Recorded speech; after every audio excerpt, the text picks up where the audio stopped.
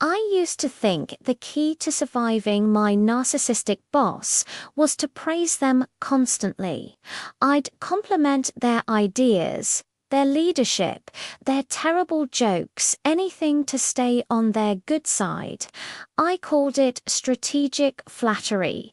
I thought if I fed their ego, they'd see me as a valuable, loyal employee.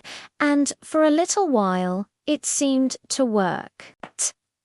I'd get a nod of approval, maybe a brief moment in the spotlight during a team meeting. But it was a fragile piece built on a foundation of lies. The more I praised, the more they demanded.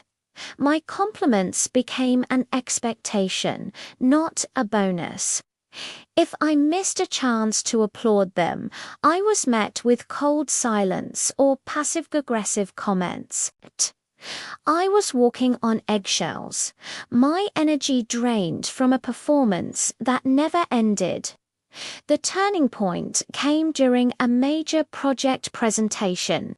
I had done most of the work, pulling late nights and weekends to get it done.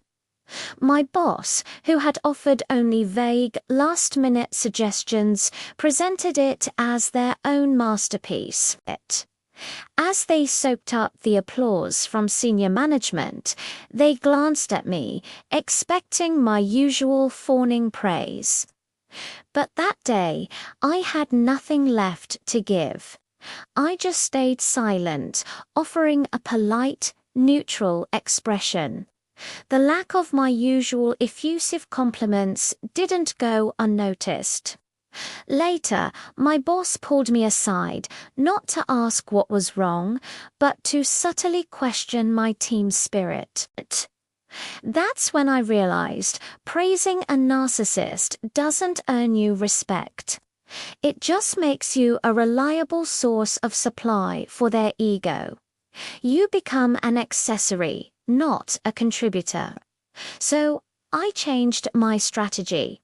I stopped the excessive praise cold turkey. It was terrifying at first. The silence felt heavy. I braced myself for the fallout, but something unexpected happened. By withholding the constant flattery, I removed myself from the role of their personal cheerleader.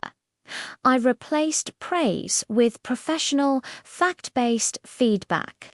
Instead of saying, "That's a brilliant idea," I'd say, "That approach aligns well with our Q3 goals."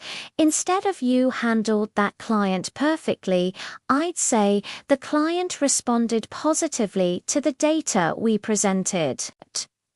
I made our interactions transactional and boringly professional. This shift had a profound effect. I was no longer a mirror for their greatness. I was just a colleague. This new approach, which I call professional indifference, essentially made me grey rock in a corporate setting. A grey rock is uninteresting, unresponsive, gives a narcissist nothing to feed on. They thrive on strong emotional reactions, positive or negative. By offering neither, I became uninteresting to them. My boss started seeking validation from others who were still willing to play the game.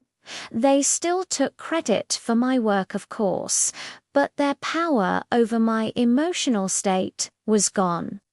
I was no longer living in fear of their moods or desperately seeking their approval. My focus shifted from managing their ego to simply doing my job and doing it well. My work became my shield. My competence spoke for itself, and I no longer needed to amplify it with empty words. My performance actually improved because I wasn't wasting mental energy on the praise-seeking cycle. I documented everything meticulously, my contributions, my communication, my results. This wasn't to challenge my boss directly, but to create my own record of achievement. It gave me a sense of security and control. Slowly, I started to regain my confidence.